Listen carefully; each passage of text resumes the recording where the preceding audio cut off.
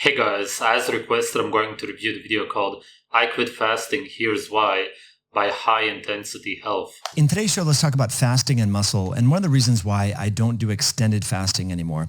As many of you know, Wow, this guy looks way worse than he used to. I did see some videos of his 5-6 years ago. He looked quite young compared to how he looks like now. His face is very haggard, as in worn out. He looks so exhausted.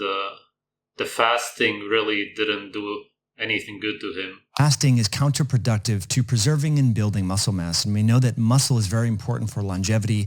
Preserving strength and muscle mass has many metabolic health-related benefits. And I wanted to share with you that would still need to be proven. Just my perspective, as well as some insights from a recently published paper titled A Muscle-Centric Perspective on Intermittent Fasting, a Suboptimal Dietary Strategy for Supporting Muscle Protein Remodeling and Muscle Mass. So as you know, intermittent fasting is very popular. I used to do extended fast every single quarter. I would do 3 days. Once a week, I would do a 24-hour fast. We called it Metabolic Monday. I still think this has metabolic health. 3 days once a week, as in 3 days of starvation? That's the problem with the so-called fasting community. They use the word fasting, even though it's literally starvation. Absolutely zero difference, except that you choose when you starve, but you're still starving. What's the difference? Literally no difference at all. It's problematic because when you start using the word fasting instead of starving, then you start associating it with something else in your head. And then you can actually try to talk yourself into believing that fasting has health benefits because it's something else than starving. Whereas if you say, I starved 3 days in a week, or I starved for 24 hours to be healthy, then it doesn't sound the same anymore. Then it starts sounding strange, and people may ask you, wait, you starved? Why did you starve? Starving isn't healthy, because everybody automatically knows that starving isn't healthy, but when you say fasting, then it's, oh, that's something else, right?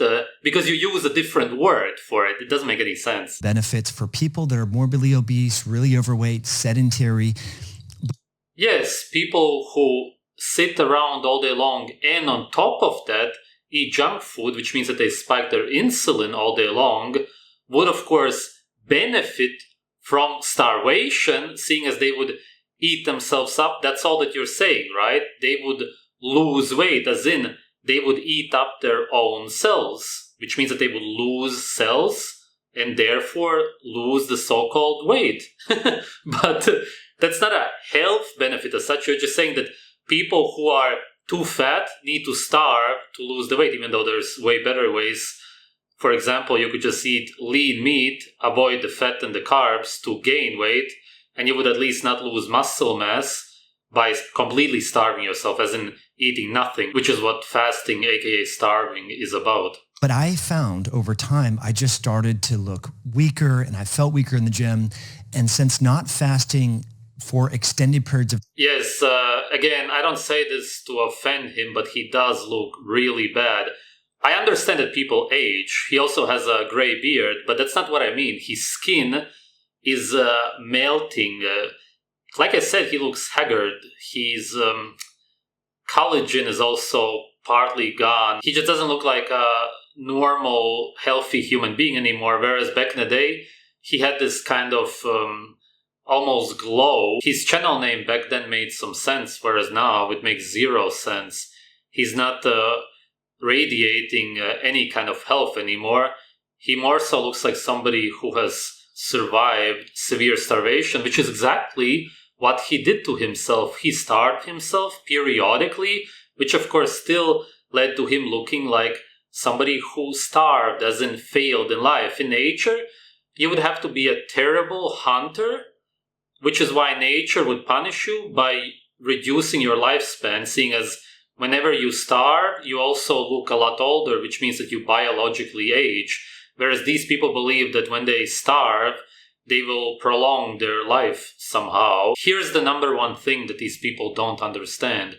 You will age less if you consume less calories, which you could only do if you eat foods which are high in micronutrients. The highest ones are raw animal organs, and for a drink you would have to drink blood to eat as little as possible and to age as little as possible. But the problem with these people is that they don't understand it, and on top of that, they also exercise, which also ages the body. And then they believe that they should consume less calories, which is why they starve themselves on top of working out. That can only lead to you aging even more biologically.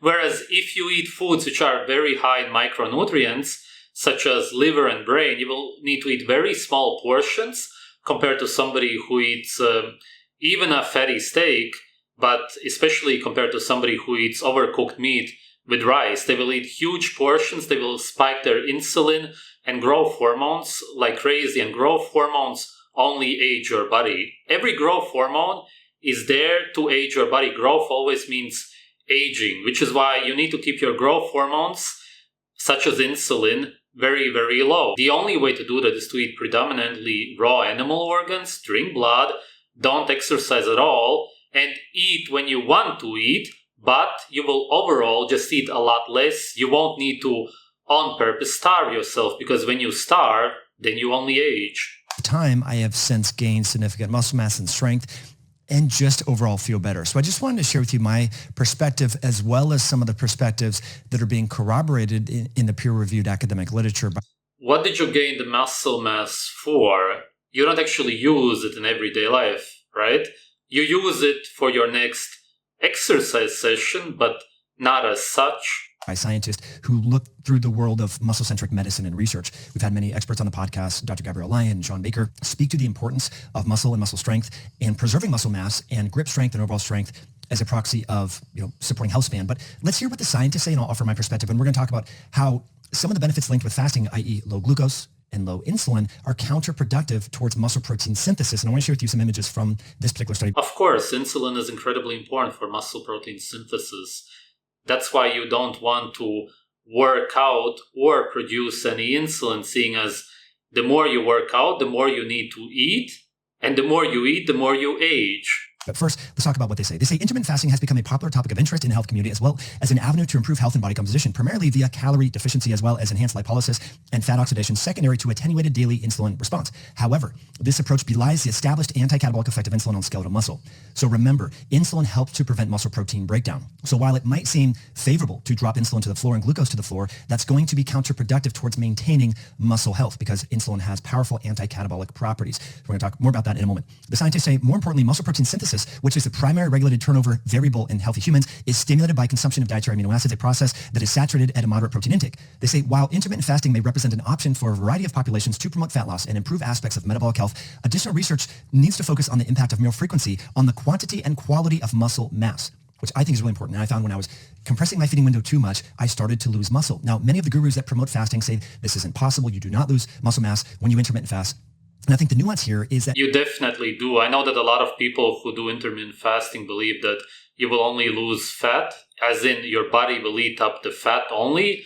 But that's very illogical, because then you would only be living off of fat. But of course, you need to use some protein also. It's absolutely ridiculous biologically to believe that you can somehow only consume fat and survive. There's studies done on this, but what I'm saying is that it's also biological common sense that you can't starve for 22 hours, let's say, and not consume any of your muscle, only your fat. That's a fantasy. If you don't have a lot of body fat, then excessive and prolonged fasting may be problematic. So we're going to continue to talk about this, friends, and dive into some images about how insulin stimulates muscle protein synthesis and prevents muscle protein breakdown, and is not to be viewed as always bad. A lot of people have this binary approach when it comes to metabolism. Insulin bad, low insulin good, but there's nuance and context. But I just want to thank you for being here. Appreciate your likes, your comments. Let me know if your fasting strategies and tactics have changed over time as we learn more about your starvation strategies.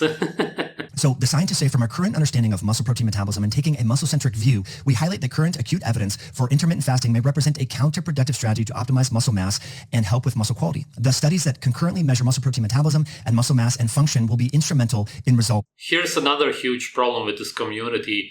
Why do you need studies or researchers, scientists to tell you common sense?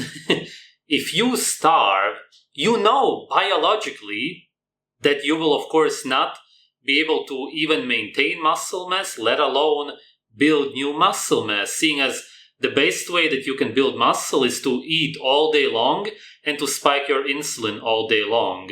You need growth hormones to maintain and to build muscle mass, seeing as your muscle mass is an indicator of how stressed your body is. You put your body under a lot of stress, which ages your body. Then you need to eat a lot of food, which ages your body even more. But that's how you maintain and gain muscle mass. Otherwise, you will, of course, only eat up your muscle mass for energy. You need to either give your body energy or lose energy. But the more energy you consume, the more you will age. These issues. And so again, I think it's important to look at these different images here representing the rates of muscle protein breakdown and muscle protein synthesis when we are fasting. Let's look at figure 1 here and focus in on part A of figure 1.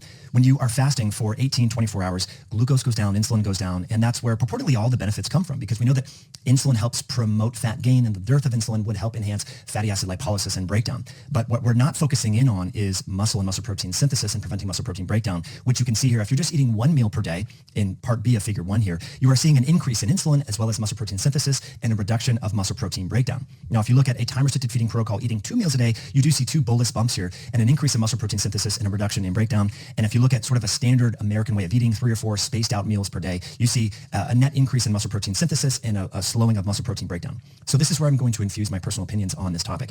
I think for most people, if they have little amount of body fat, excessive fasting and eating 1 meal a day or compressing the feeding window to 18 or 20 hours might over time be counterproductive for maintaining lean muscle mass. That's just my personal perspective based upon what I've observed with clients as well as myself.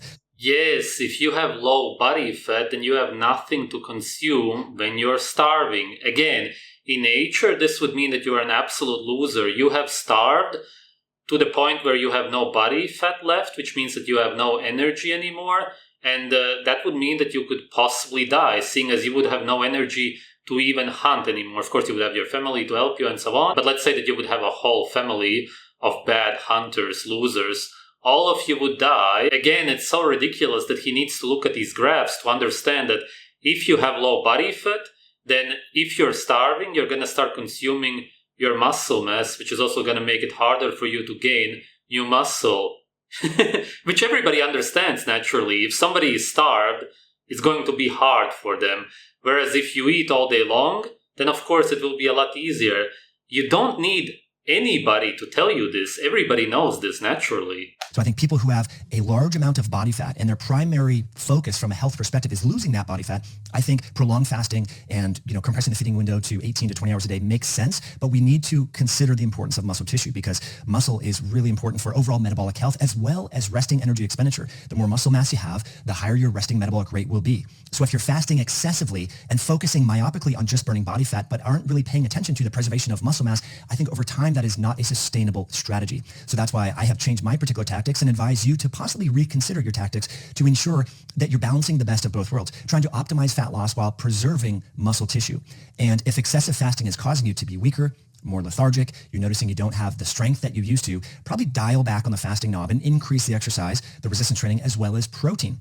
Because we know that protein is very satiating. It stimulates muscle protein synthesis. There's a mild insulin. If you're lethargic, then you should start exercising more? No, then you should start eating more. You should rest because the more you exercise, the more lethargic you're going to be, seeing as you're going to be more tired. You're going to use up more energy. If you have no energy, you shouldn't use up your energy. Energy expenditure is the worst thing that you can do. Insulin release, which would prevent muscle protein breakdown.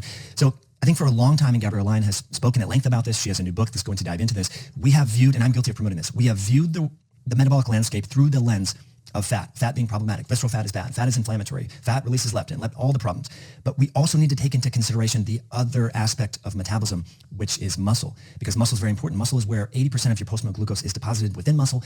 Muscle mass is inversely correlated with all-cause mortality. Strength is... Absolutely no proof for that. We recently shared a video finding, this was a study, finding that low grip strength was linked with accelerated biologic aging. So we can't... Low grip strength is linked to accelerated biological aging. How? Low grip strength. And it was linked, as in there's an association. And as we know, association studies are anti-science, which means that there's absolutely no proof for what he's saying. There's obviously absolutely zero scientific proof linking muscle mass, grip strength to a longer life. I hope that that's needless to say, but who the hell knows? People are very brainwashed nowadays.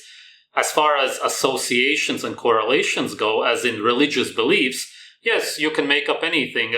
For example, people who are very sick, who are on chemotherapy, who have diabetes and who knows what, will generally be a lot weaker, especially, of course, if they are on medication, not necessarily as such. That's why you could find an association between these people and a shorter life, seeing as they will be overall sick, whereas the people who are not on the medication will be stronger, which is why they will generally be healthier. And if you're healthier, you're going to live longer. That's how these anti-scientific fake studies work. Can't just look through the lens of fat and maximizing fat oxidation and fat loss without also considering muscle. And so I implore you to prioritize muscle, and maybe your weight loss might be a little bit slower with this new framework that is focusing on muscle, preserving muscle, because over time, what we see is when people start to lose weight, particularly quickly, we see a loss of both body fat as well as muscle tissue. And I think that is problematic for long-term weight maintenance. And that's really been underscored in many different studies, going back to the Biggest Loser study, finding that the resting metabolic rate after they lost the weight was significantly lower compared to baseline. And then they end up regaining the weight, but have a slower metabolic rate, which is counterproductive. Why might that be? Because they lost a lot of weight quickly. A big chunk of that body weight loss was actually muscle tissue, which is compromising their overall long-term weight maintenance. So I think framing this and considering balancing fat loss with muscle mass preservation is the ideal strategy and tactic. And now we have studies and scientists are now looking at this, finding that excessive fasting could be counterproductive to the preservation of muscle tissue, which is so important for longevity, metabolic health, aging, and much more. So in conclusion, I have changed my strategy. I'm no longer doing 24-hour fasts every week. On Mondays, I usually just have 2 meals instead of my normal 3 meals. And I try to do a little bit more aerobic exercise, bike my daughter to school. Or you could simply listen to yourself, as in your body, and eat when you want to eat, what you want to eat, as long as it's natural, instead of reading other people's opinions about what you should do. That's slavery. How do you not understand that no other human being can have an answer as to when you should eat? That's very severe mind control. Move around a little bit more, try to get into that calorie deficit, so to speak, and exercise in a low state as opposed to excessively fasting, because I have just found that, again, I just feel better, I feel stronger, and there's something... Yes, you feel better and stronger when you're not starving. That's common sense to every human being on earth who isn't brainwashed. The less you starve, the better you're going to feel. Hello, good morning. If you're increasing your protein intake, even on days where you're just eating 1 meal a day or 2 meals a day, I think that makes a lot of sense from a nutritional perspective. That if you are doing a lot of fasting, probably need to increase the protein, because that will help to stimulate muscle protein synthesis and prevent the muscle protein breakdown. This channel is basically a starvation cult. So as always, friends, I'm grateful that you tuned all the way in. Thanks for hitting that like button, leaving a comment in the comment section below. The main problem with this video and this channel overall is that even after all of these years, he still doesn't understand that human beings should simply eat when they want to eat. Nobody should be able to tell you when you should eat. Because if your body signals you are your body. So if you signal yourself, you just listen to your signals when you want to eat, then that's exactly when you should eat. It's that simple. Yes, life is very simple. Nature is super simple. There's nothing complicated about it. You don't need any studies. You don't need to listen to any other people as to when you should eat. When you do that, you know that you're brainwashed. What else is it other than brainwashing? Your mind has been manipulated to the point where you feel like you can't listen to yourself anymore, and you gotta listen to other people because they know better than you. If you believe that somebody else knows better than you, especially when it comes to something such as eating, then you're done. Your mind is completely messed up and you really need to deprogram yourself. This channel doesn't help anybody. It's really a cult, as I said, because it has this cult mentality that you need to starve yourself for sure. It just depends on when. And he experimented with starvation for many years and now realized that starvation, which every human being knows, doesn't actually feel so good. You actually lose muscle mass, you don't have as much energy, your mood is worse, and so on. Because, as I said, from a natural perspective, you're dying. When you starve, you die. Slowly, but that's what's happening. And it doesn't feel good to die. That's why you need to eat to feel good. And as I said also, if you eat micronutrient-rich foods, then you won't have a problem because you will be absolutely satiated, but you will consume very little macronutrients, as in calories, which means that you will consume a lot less calories than most people, which means that you will age a lot less, but you will be actually a lot more nourished than most people, which is why eating naturally is ideal for every case, for every human being. You will age a lot less and you will feel a lot better. That's exactly what every human being on earth wants. The bottom line is that the more you eat, the more you work out, the more you will age. Because if you work out, then you need to also eat more. And eating in general ages you.